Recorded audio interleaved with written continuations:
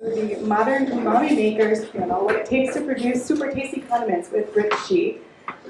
Rich will be moderating. Our panelists, we have Bob Florence from Moromi, Shoyu. And Nicholas Repenning from Garum for fermented foods.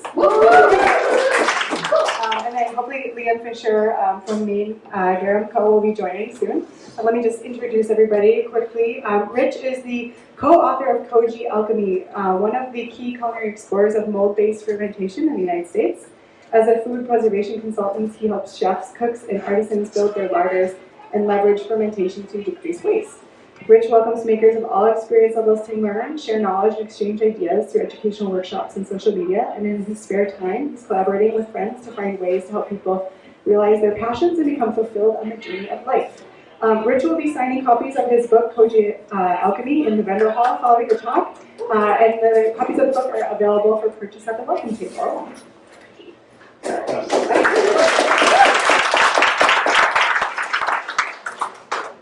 As a chemist, Bob Florence had a lifelong passion for creating. He left the corporate world to found Moromi and focused on developing unique handcrafted seasonings, including soy sauce, miso, and fermented hot sauces based on traditional fermentation techniques and using locally sourced agricultural products. Bob studied the art of shoyu making under the guidance of his mentors at Chiba Shoyu in Japan. And Nicholas is the co-founder and owner of Garum Fermented Foods. He has been producing koji and miso commercially in Maine for the past decade or so.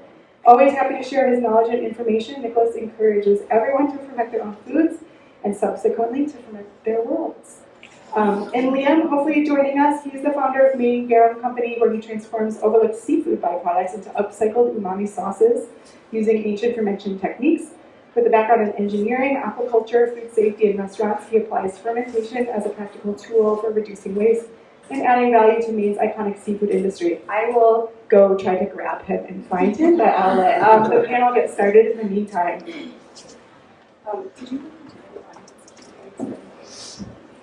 If there's time, I'll give you a 10 and a 5 minute. Yeah, sure. Oh, yeah. We're doing 2 hot minutes, so it's easier for Okay. Okay, so it's a pleasure to have you all here. I remember being part of the Boston Fermentation Festival years ago when, due to Jeremy's departure, it just was no longer continued. So I feel so excited that Flora and everybody involved in this community has put this back together. Are we good? So I'm happy to be a host for this talk because I'm super interested in what these guys have to say, because being able to start sort of unique fermented flavors and condiments and to actually sell them to the public here is a difficult feat in itself due to the way that people think about food and condiments and how they're utilized. And I love each of their unique approaches to it, and I'm glad to be here to help sort of bring light to that and have them be able to tell their stories. So I want to just thank you guys for that, for being here to do that. And just being passionate about this sort of thing that is unique and not that easy to do. So thanks, Rich. Thank you. So I have some questions prepared. So let's start with the first one. What drew you to focusing on each of your specialty makes? Since I have a microphone, so soy sauce, and I get that question a lot: is why do you make soy sauce? And the long and short of it is that I started traveling to Japan when I was in my mid-20s. I was selling plastics to the automotive businesses. I helped Toyota, Nissan, Subaru, and all those car companies come over to America and build factories in America in the 80s. And I ate a lot of food while I was in Japan, so I love the food. I'm a chemist by trade, so I started mixing stuff together as a hobby. So an occupational hazard of being a chemist is we like mixing things. And I questioned, why are the soy sauces in Japan so really, really super good, and why are they kind of meh in America? And so I went on this journey to figure that out, and I went to the source, which are soy sauce makers in Japan, to find out how they were made and why they were so damn good. And that was my quest, was just to make really good soy sauce. So that's what started it. And can you guys make sure that hold the mic pretty close to your mouth? Can you hear? No. No, okay. That means we need to hold. Yeah, I get everybody up, but yeah, keep the mic as close as you can. I'll try to keep the mic as close to my mouth. Is that good? Yeah, that's Okay. good. COVID distance. So welcome everyone. So the question is, why did I decide to make specialty foods like this? My son's mother is from Japan, and when we moved to this country, or I moved to this country with her, we couldn't find a miso that really met her taste, like a Japanese style miso. So we started making it at home because she wasn't really satisfied with a lot of what we could find here. Not that there aren't good misos being made here, but just for her own particular taste and to the region of Japan that she was from.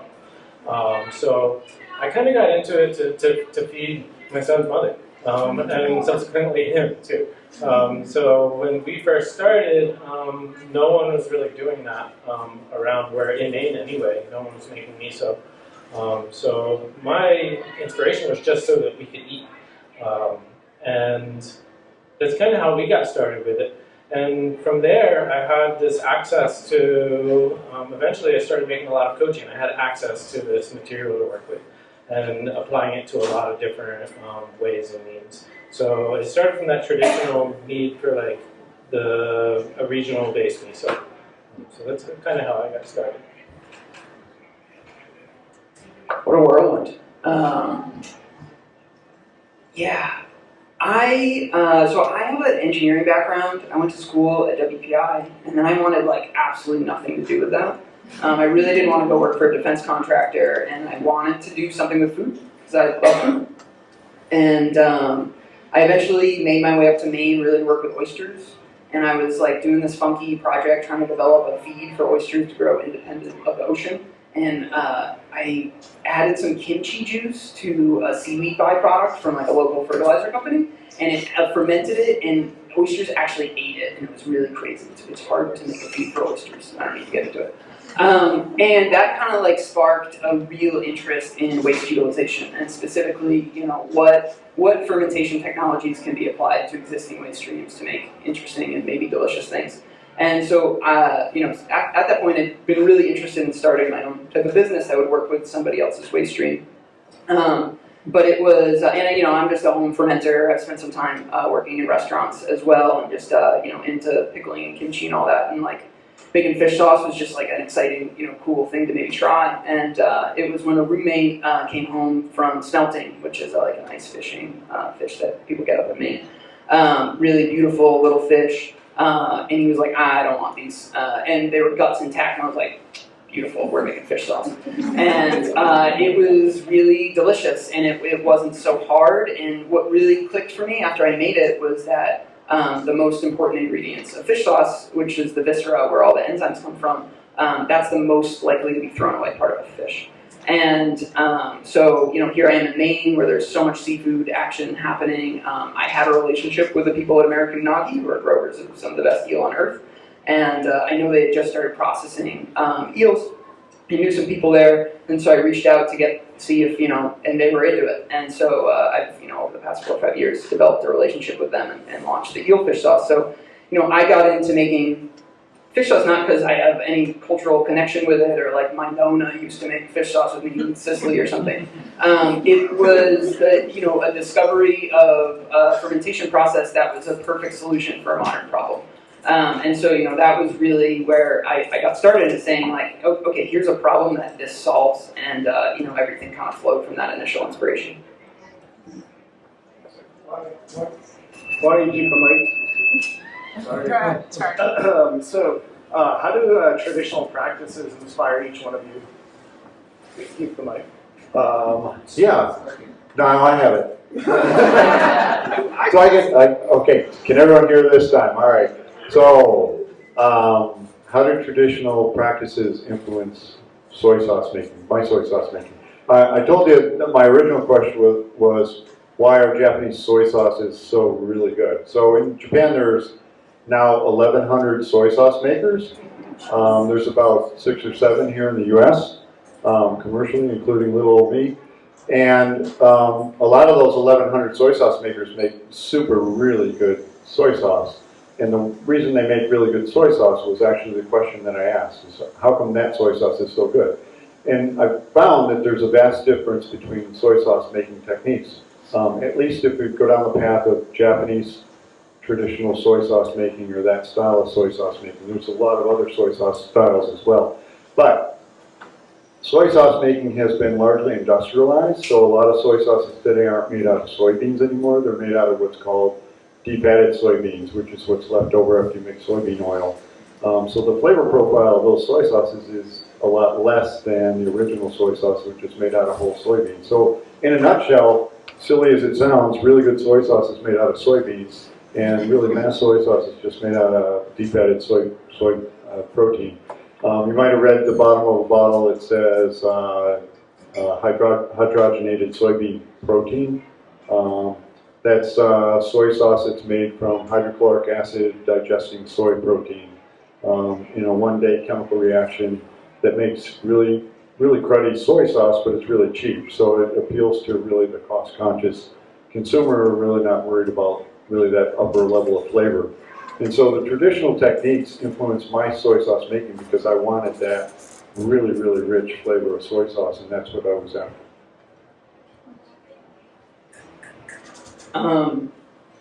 For me, they kind of don't. I don't spend time thinking about the way, at least and to apply to my practice, the way Romans were doing it 2,000 years ago, and not just Romans, they just had the biggest army. I like I said in my first answer, it's very much like, here's a tool for a modern problem. What I actually take a little bit more inspiration from is like, how can I fit this into existing processing operations to have a large impact and actually use a tremendous amount of the stuff that might otherwise go to compost and landfill. I think that the part of the tradition that does inspire me is its application in cuisine.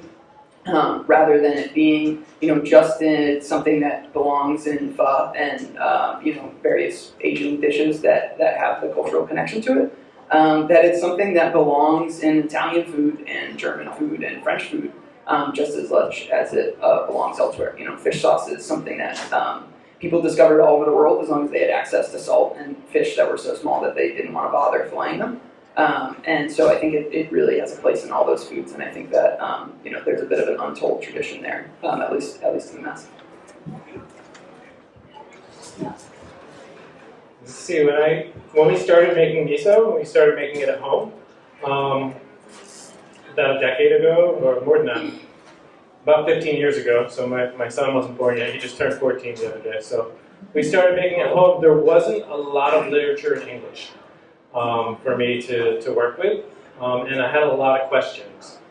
So I had to reach out to people in Japan, and the first time I made miso was with some friends of mine who had a rice farm there with their son, and he just like super traditional, like really nerdy fermenter over in Japan.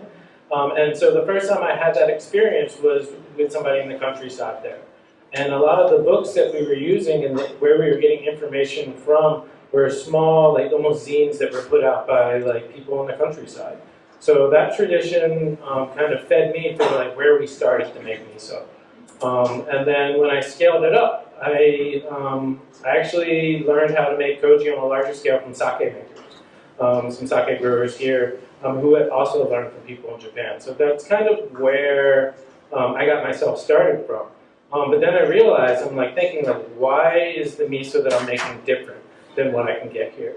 And I've got a few clues on what that is. I still don't know why, but I think it has to do a lot with just following traditional practices. The way that I make koji, it takes a little bit longer. We're making it in wooden trays still. And I check them. I stay up with them at night. I sleep in the koji room sometimes, It's like I'm up all night, one night a week. But I think that I'm looking at ways that were made traditionally, and that fed how we started. And then just holding those practices. There's easier ways to do what I do. But there's a separation. There's a difference with the things that I've been making and the products that we've made. So I think it has more to do with those traditional practices and how we're creating them. Great. Cool. All right, so Next question. What makes each of your products special to you and the people you sell it to? So going fermented foods, the kanji, the symbol on the jar, is my son's name. So N, the older pronunciation of that is Enishi, which is my son's name. So that's like holds something really dear to my heart. And he's kind of the reason that we came to this country to live here. And he is the reason that I started this business, him and his mother. So that is something that really sits dear with me. But then also like making a product where Japanese people taste the product that we make and they're like, wow, thank you. You know, it's like we can't get that here in the US. And I'm not like trying to be like, yeah, we're doing this great thing, but that's the feedback I get from people. So that feels really good, you know, to be able to make something that makes someone feel like it reminds them of home, you know, really far, the other side of the world. And you can get something here that reminds you of home that like strikes something in my heart, makes me feel really good. And just like a side note, if you're Japanese and you come and see me somewhere, I'm probably going to give you the miso. Just because like, I like to, you know, encourage, you know, I like to offer that. You know, that's like the reason that I make what I do is because of that culture. So I support that as much as I can.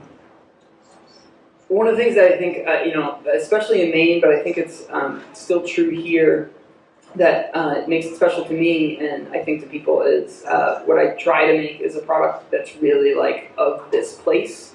You know, kind of like the way that people are discovering something from home, but it's something that they know and their home is far away. It's kind of like people, when they try my fish sauce, they're discovering something about their home that they didn't know was in their home.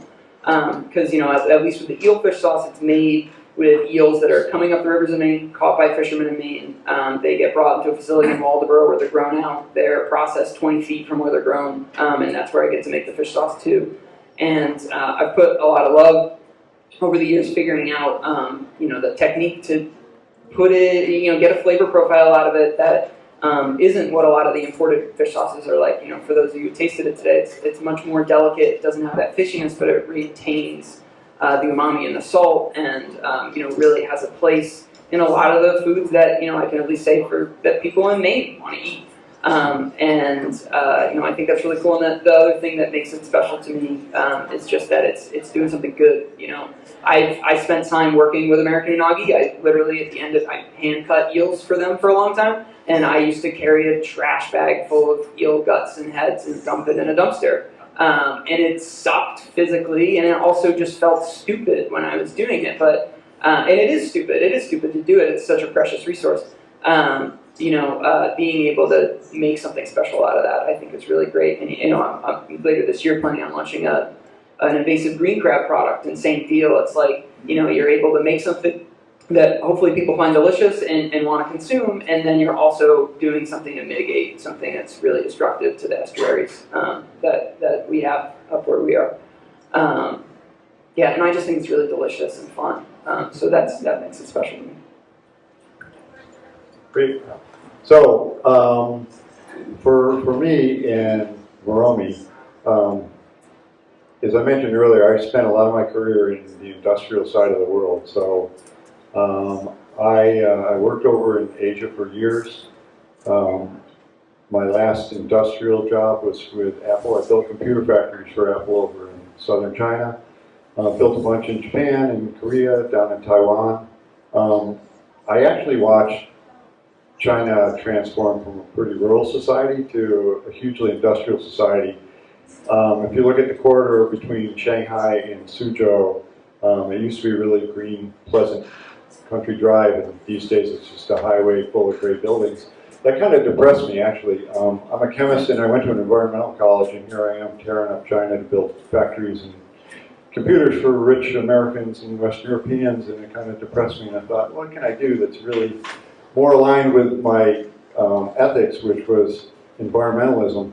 And so I went to work in the biofuels industry for a friend of mine that was starting up a biofuels company in San Francisco, where we were fermenting algae and converting it into oil.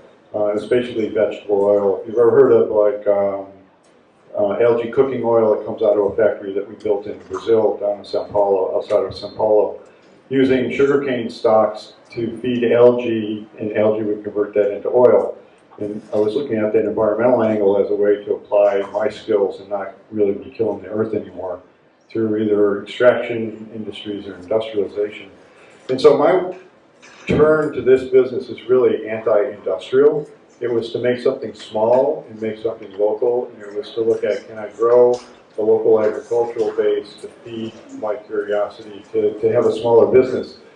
And the soy sauce kind of married up because, again, I was already working in Asia for years, and I was curious about how it's made, so I started, like a lot of us, started playing around at home, making soy sauce at home, making kind of okay soy sauce, and then people started buying it, and then I figured I really needed to know how to make soy sauce. And I was selling it to chefs, and they were really quite picky, but they liked the flavor of it, so I started selling to chefs up and down the coast. And I went back to Japan and really deep dove into how soy sauce was really made, and figured out, with the help of a mentor in Chiba Shoyu, to make what I think is really nice soy sauce for American-made soy sauce. And that was the nexus, is kind of anti-industrial, local agricultural products married with really tasty stuff. And so my whole business has been around, can I make something really tasty in a small local business and try and make it economically viable. And so far we've been doing this for 8 years. Knock on wood, thanks to all of you. We're still here, still here, and I appreciate the support. So thank you. Awesome. Thanks. So what are some of the less known challenges of running your businesses? So I don't know if you notice all the boxes out there, but packaging. So you make a small business and you go, okay, I'm going to be environmentally friendly, and all of a sudden you got to put stuff in stuff. And you know, it's kind of, it is like the nemesis of how do you source packaging material that's good for the environment. We use glass bottles to the extent we can. We try not to use single-use plastic. There's also use for that. I had people say, hey, don't sell your miso in plastic things. And I'm like, well, the next best thing is you come pick it up and I'll put it in your pocket and we won't have any packaging. So I think packaging for me has been like number one. I think a lot of other people would say doing a fermentation business, I think the second thing is just regulatory stuff. It's like overcoming regulations. It's not really overcoming, it's figuring out how the game works and how it's just, I'm a chemist. Liam's an engineer, and so it's just knocking it out. It's like, okay, this is what you need to do. Write it down and tick off all the boxes that you need to go through to get through the regulatory approval. So if any of you are inspiring to this business, you'll have to go through that disciplined process to figure out how do you make a food that's safe for everyone to consume, because you don't want to be poisoning a lot of people with your products. And fermentation done well is really tasty, but done poorly is not really good for people. So yeah, I think that's the second thing I would say. Totally agree on packaging. Oh my god, I hate it. If I'm back next year, I'm gonna bring like one of those Gatorade coolers and bring your own jar, and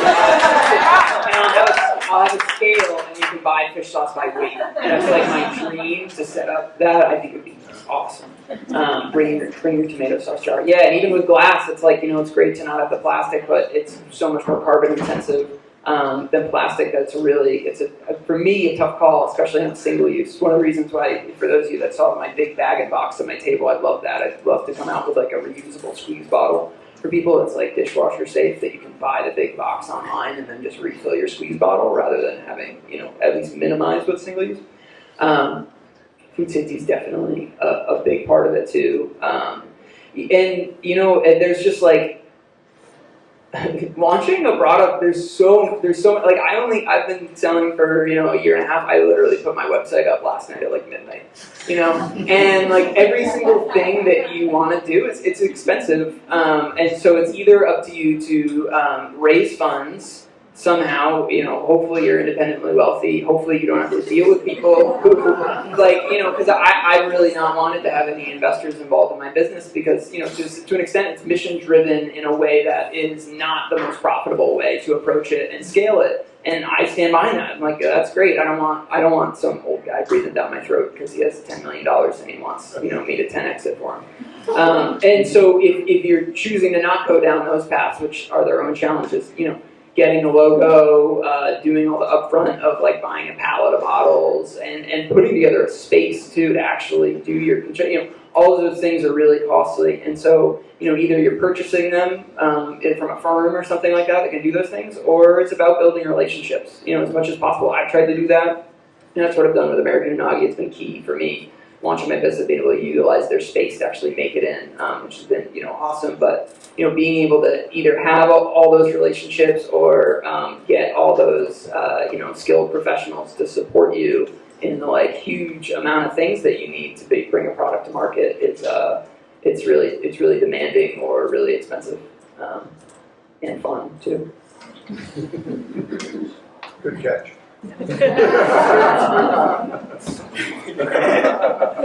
So we have an engineer and a chemist here. I'm an artist and I went to school for sculpture.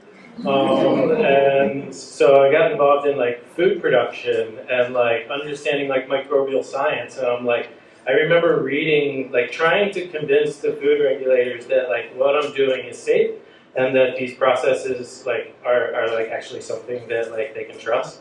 Was the hardest thing for me. It's supposed to take a few weeks to get a process review to make a product. It took me a year. It was a year of arguing with food safety people because, well, we get along a little now, but it's a process that they don't understand. It's foreign to them, it's from the other side of the world. And that took me a lot of back and forth. And a lot of people, that'll stop you. Because you're man, I can't do this anymore. Because they don't want to hear. And when they're telling you that what you're saying is wrong, but you know that it's right, and you have to prove that, that's really hard. And I learned a lot. Learning how to read scientific papers. I'm okay, what's that word? I need a dictionary every third sentence, So for me, initially that was the hardest thing. And then learning how to run a food business. Luckily, I could piggyback. I piggybacked with some other fermenters that were making sauerkraut, so I learned about the whole industry basically through other people who had already been involved in that. So I was lucky in that way. But like I said, I'm a sculptor. How do you do this stuff? If you want to make I'm a glass blower. I can make something out of glass. You want to carve wood, weld, something like that? Yeah, no problem. Why is this microbially safe? That's a whole different thing. And I would have to agree on the packaging, and then trying to source ingredients local. I use rice, and also yeah.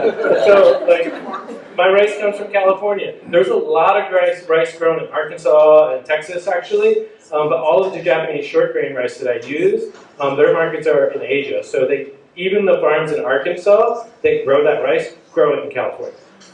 So that was a really hard thing for me to do. So trying to figure out where are we going to get these things from. Sea salt. I can get Maine sea salt. It is 10, 20 times the price of this other sea salt, or Celtic sea salt, which I use primarily. So ingredient sourcing and packaging, all of that it's a big thing. But for me, initially, the regulatory piece was the hardest thing. And when I got approved to make miso, I was like, you need to approve me because my miso is finished. And it's been fermenting for a year and I want to sell it. So initially I wasn't approved to do what I was doing. I'm like, I'm doing this and it's going to get done. So yeah, that was the hardest thing for me.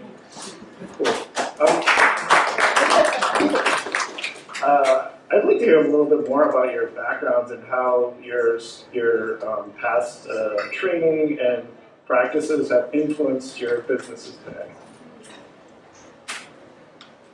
So my background as a glass blower, and so I made glass art, and I sold production glass. I made fine art with glass too, sculptures and things like that.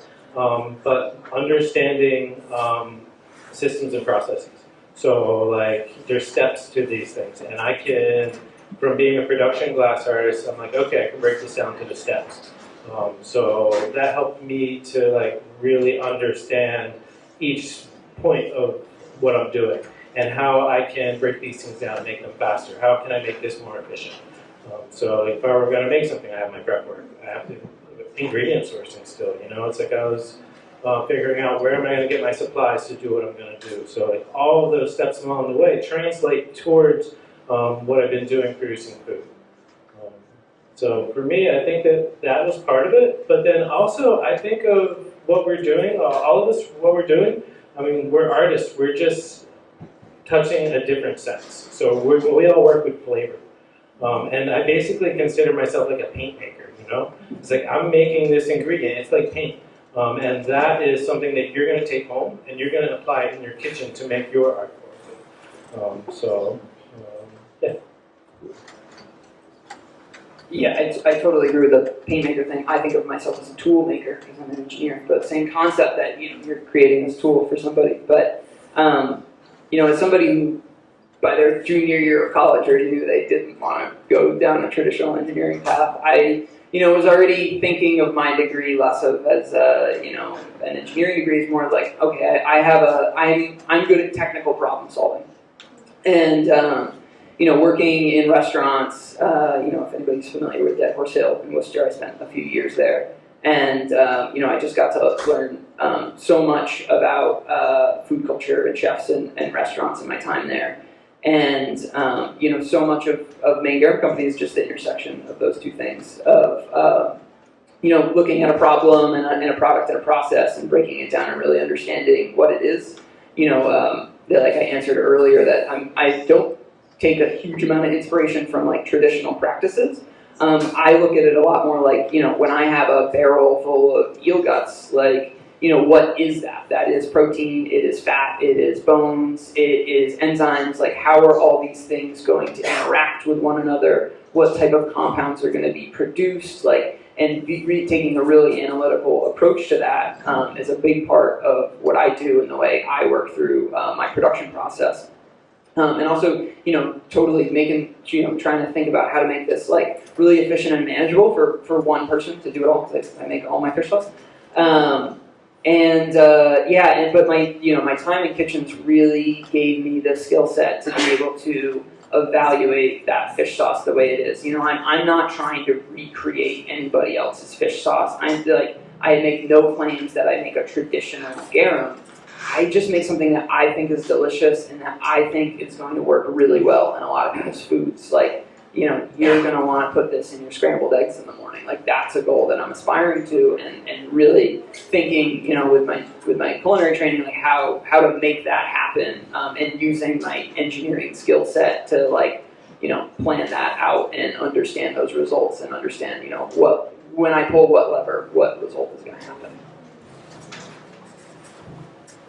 Yeah, fish guts in a barrel. Yeah. I think my background as a chemist, we like mixing stuff together, so it's just fundamental to our nature. I think every chemist I know likes to cook, so if we weren't mixing stuff together at work, you were going home and you were cooking. When I worked at the research center at General Electric in Schenectady when I was a kid, we all went home and made beer. So it was like, oh, okay, we're making stuff at work, and now we go home and we're creating something else. And it's just a creative process. As Nick said, a little bit of the artist in this, it's just creativity at its best. So it's like, what do these ingredients do? How can they be combined to make something really flavorful? And that was really the quest that I was on. The other thing about being a chemist is the regulatory thing becomes really interesting, because you do have a discipline in chemistry that you might not have in other occupations. So if I drop something on the floor in my shop, I clean it up right away, because if I didn't do that when I'm a chemist, it might kill me or eat a hole through my shoe. So I've got a naturally very clean environment, so when people come into my shop, they're like, hey, this is really clean. So when the regulators came in, they're like, wow, I haven't seen this before. It's really clean, which is good. There's still a pain in the ass, but it was clean. They found my labels were not really legal, so they find something to pick on. But cleanliness was not a problem, and that is inherently part of being a chemist, is working clean and safe not having chemicals all over that are going to kill you or your friends. But ultimately, it was, as you guys are saying, it was about making something that's really tasty. Do you have a question? I kind of have a question about the not killing people. How do you know it's not going to?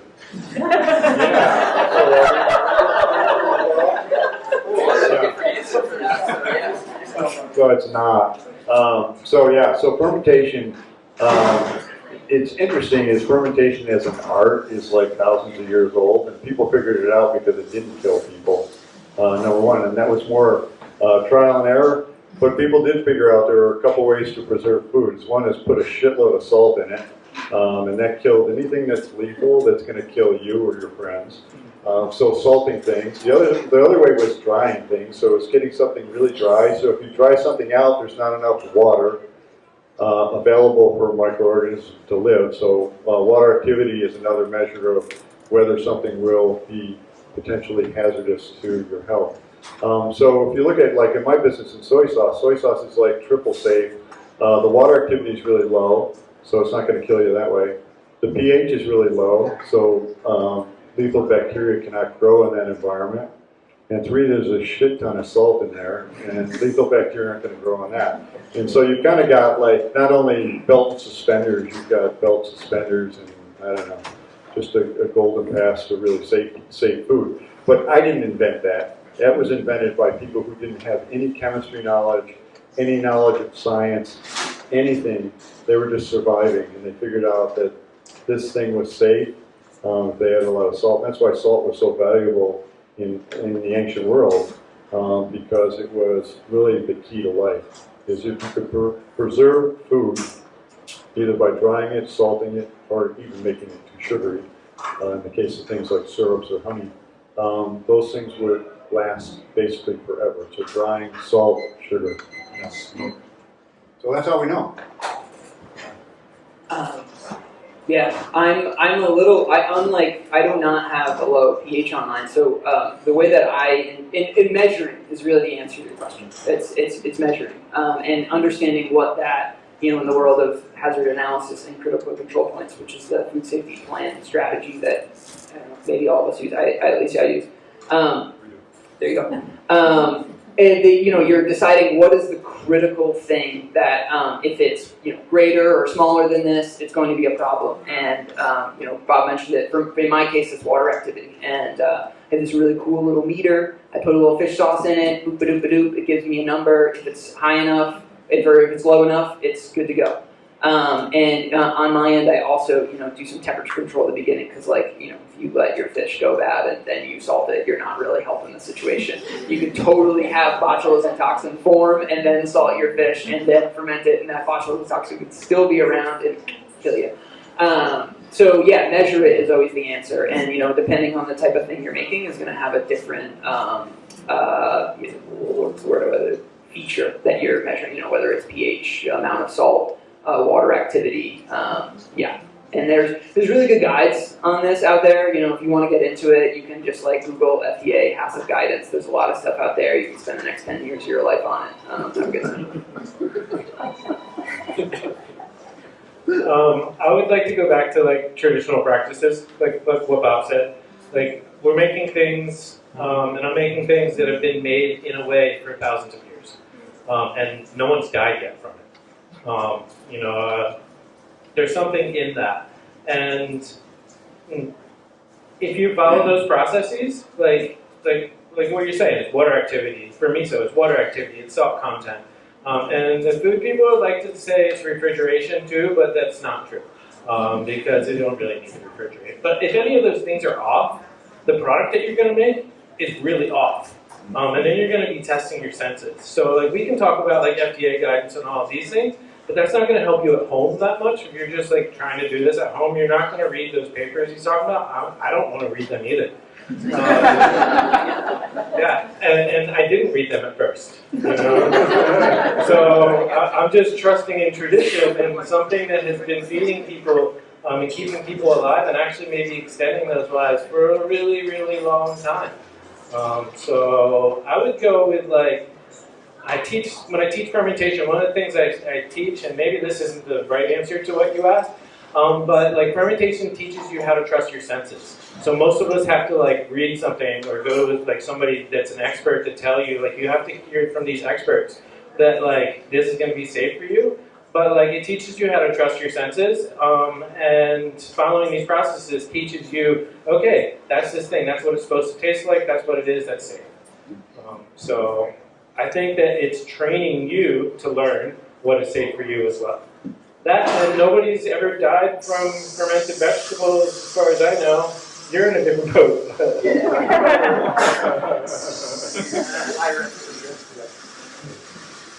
So I really love this open dialogue we're having. So because we're coming to the close of our time, I'd like to open it up to questions from the crowd. If anybody's interested in asking a question, whether it be direct, all three, however you like. Can you just repeat the question into the mic? What's that? Will you repeat the question into the mic? The question, yes. When somebody Oh, asks, sure, Repeat yeah. it in the mic, please. Thank you. I was wondering if you had looked at Chinese soy sauces and fish sauces, and I guess I'm not sure whether there's much miso in China, but it seems like the orientation is the Japanese food universe, and that's really great. But what about Chinese? For me, I was. Did you? Do you want me to repeat it? yeah, if you would mention this. Yeah, so there's just a general question about the approach of ferments being sort of Japanese bent, and asking whether you guys have familiarity and experience with Chinese condiments. My expertise is not in Chinese condiments. I was trying to feed a Japanese woman. So I made the product to feed her. And miso is a Japanese word. So when I'm making miso, I mean, there's different names for this in a lot of different cultures, but I was trying to make Japanese food. So that's where I came with it. I don't have any relationship with Chinese fish sauces, or I know they exist, but I don't have any significant knowledge of them. And really, mine has nothing to do with Japan. The word garum is just a Roman word for fish sauce, so I actually take a Mediterranean inspiration for what I do. But on the point of China, one of the things that you should look into is where the word ketchup came from, which is actually a Chinese word for a fish sauce, or at least a version of that word. And it's a really interesting story how we lost our relationship with umami in Western cuisine when that trade process broke down, and an eventual food safety scare actually led to all the sugar getting added to tomato ketchup, and now we have this sweet condiment instead of an umami condiment, which is kind of a tragedy. But yeah. Bring it back. We call it tomato jam in my house. So yeah, there are a lot of, in my area, a lot of different soy sauces. So China's got a lot of different types of soy sauces. We have 5 minutes. I looked at the sign now. So yeah, China has a lot of different sauces, a lot of soy sauces. The original fermentations that resulted in Japanese soy sauce were actually brought to Japan as a miso, as a form of fermented bean paste, in about 740 odd years ago. So Japanese soy sauce is a relatively recent historical event. Japanese looked at Chinese misos and liked what is tamari, that puddle of liquid that forms on top of miso. They liked that a lot, and they said, let's make more of that and less of the solid stuff, and optimize their own soy sauce into what is now traditional kokuchi style Japanese soy sauce. Korea's got some great soy sauces. Indonesia's got some great soy sauces. I've made a lot of those, but I only have so much time and only 2 hands, so I focus on doing one thing really well, and that was the story. not to denigrate any of the other great sauces out there, but there's only so much time. You should have 15 minutes. Sorry, I thought it was 10 minutes. Oh, okay. All right. Oh, 15 minutes. Let's go. Let's jump right here. Yeah, so you guys are kind of small, I think it's small in medium scale. Have anybody approached you about scaling large and what that might mean to your operation? So the gentleman asked, in terms of your current situation, in terms of being small scale, have you looked into becoming more large scale and producing more? So, yeah. So in my case, I got approached by Whole Foods to supply Whole Foods, and I said no, because I don't want to be big. I want to be small. I want to make something really special. I don't want to make generic stuff to compete in a grocery store and a big box store. I don't want to be in Costco. I don't want to be in Amazon. I worked for two of the biggest companies on the planet. General Electric, back when I worked for them, was the largest company in the world. And then I worked for Apple, which was also the largest company in the world when I was there.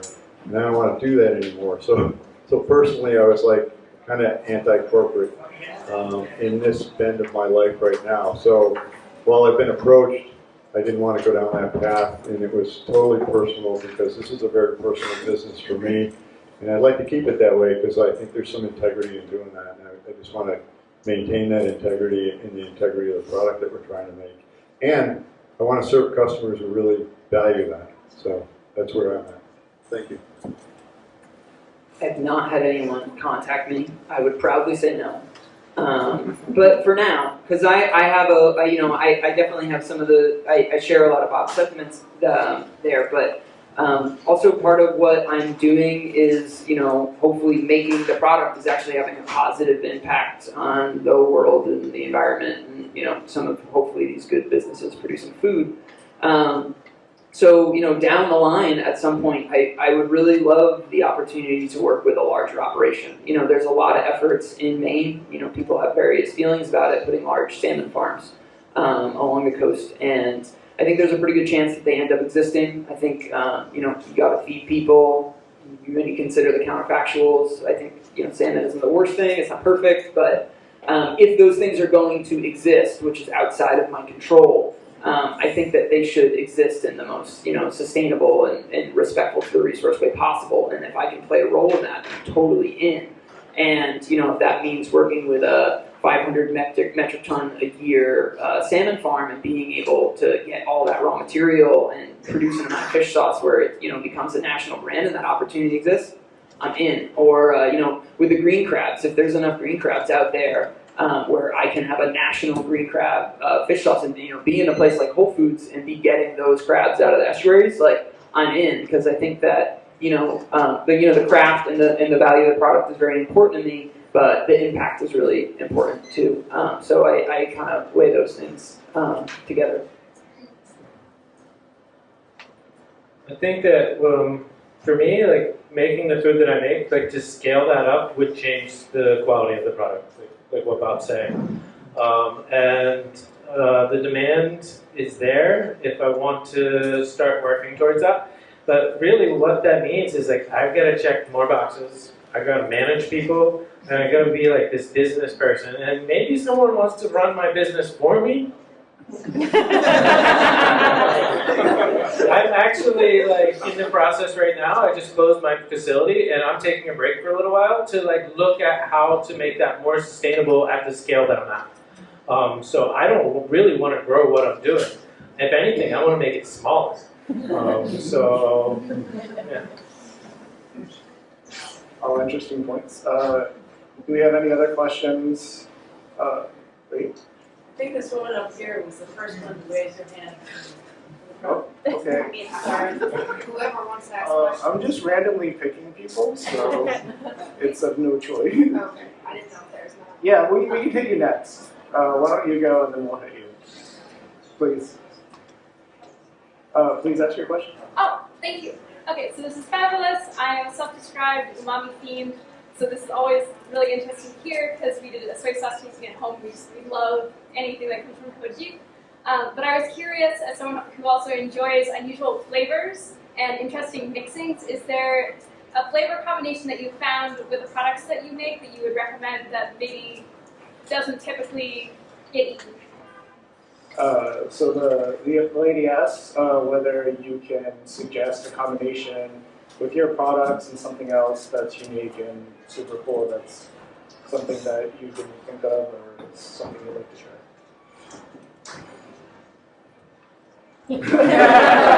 So want to think on that. Yeah, mine's in my back pocket. Anybody who walked by my table today saw me sampling fish sauce on whipped cream. I highly suggest it. It's really fantastic. Come on down. I'll have some after this. We'd love to share it with you.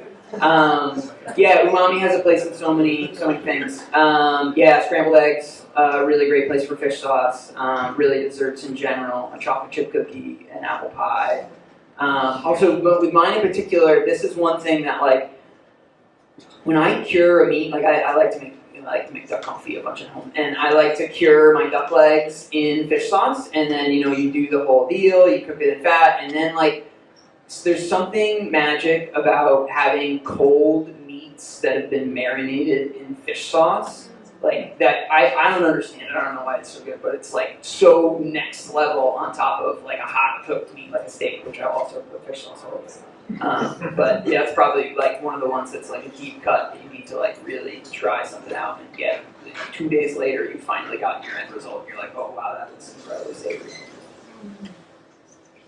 Oh, I'll let Nick think some more. I got it. Yeah, it down.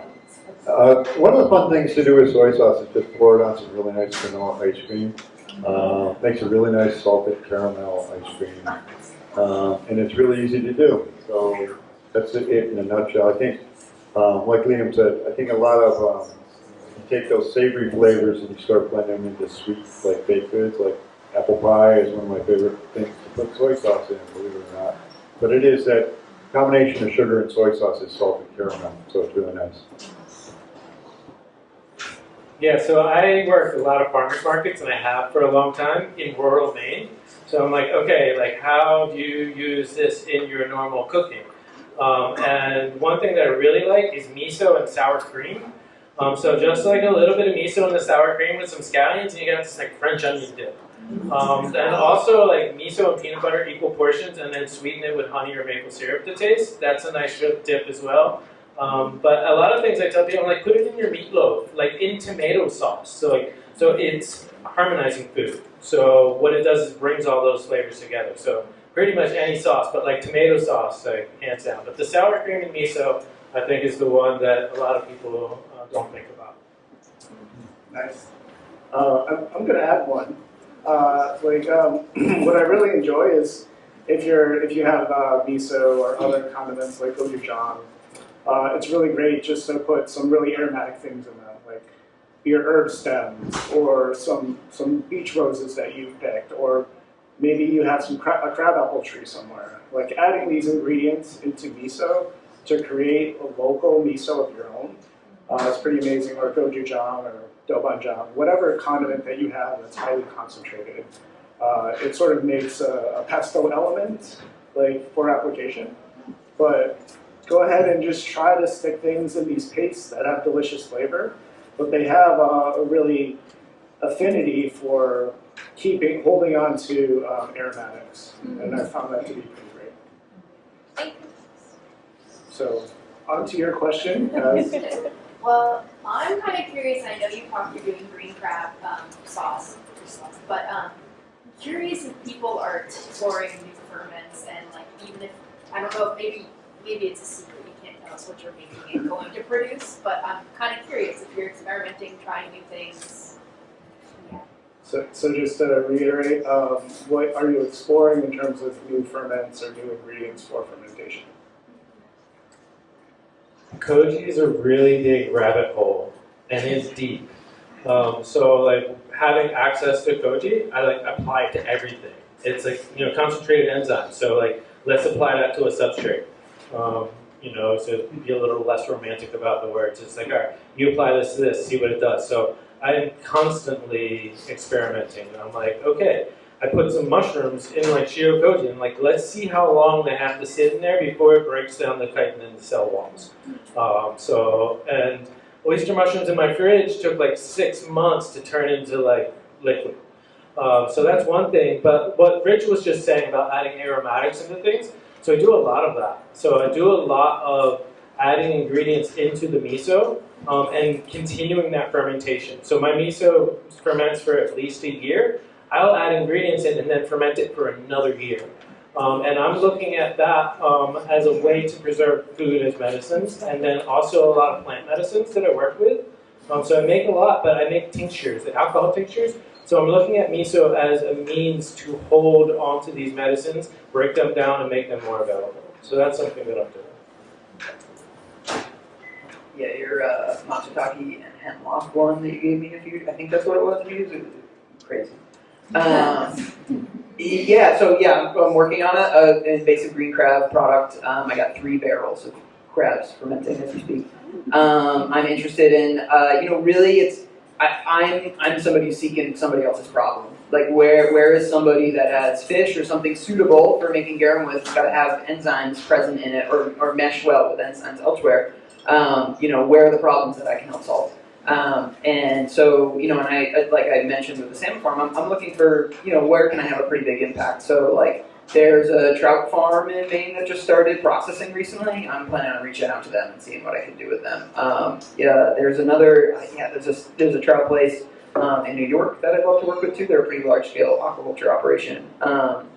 And really any processors. Also, I love the idea of doing some collaborations with other people. Kind of like what Bob said, I'd rather just be excellent at making garums and let other people do the other things. But like making any type of like lacto ferment with fish sauce, making it, I know exactly how much salt is in it, so I can like nail that 2% water-based salt with just fish sauce and not add any salt to a ferment. So like it makes an incredible hot sauce where it's like just peppers and fish sauce.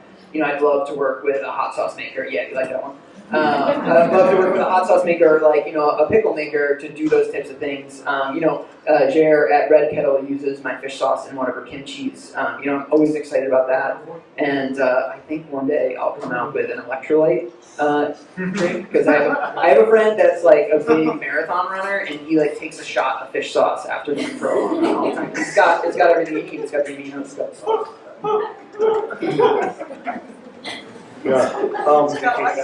I think there's an endless list of ingredients that could go into a ferment. I think one thing is trying to be really good at one thing. So just trying to repeat a process and make really good soy sauce. So I'm always focused on that. But we riff on that and we add ingredients. My partner is James Wayman, who's a chef, owner of a few restaurants over in Mystic and Westerly. And James is always interested in putting more things into soy sauce, and I'm always saying no, because then I think about the regulatory approach and the label and the bottle and the inventory, and it takes a year to make soy sauce. Then it takes me like 2 months to say yes to those ideas. And eventually I do, but it takes a while for me to like, oh my God, I have to do a lot of work to try that. Because it's like a year later I'm going to have a result, and it may suck or it may be really good. So I made, and some of you have tried it, my ram soy sauce. I made ram soy sauce a few years ago. And I thought, well, ram soy sauce, that's really cool. But it turned out to be really good soy sauce, but it wasn't really rampy. And so I was like, wow, it's really good soy sauce. But it wasn't punchy enough and rampy enough to go, oh my gosh, it's so rampy that I want to do that again. And I've done ginger soy sauce, so I got some nice ginger from Sienna Farms. Chris grows some amazing ginger, and I put that in soy sauce, and it turned out to be like ponzu sauce. It's citrus, but you couldn't tell it was ginger. And so I was like, well, I spent a lot of money on ginger, but it doesn't taste like ginger. Is it ginger soy sauce or is it ponzu? So I think it's fun to play with, but it's also use your palate at the end to say, is this something that's worthy of investing further into making again? So I think we've got 14 products now that are in our staple of products that I'm pretty happy with, and then we'll always try some other stuff on the side for fun. Yeah. Thank you. Thank you so much for joining us.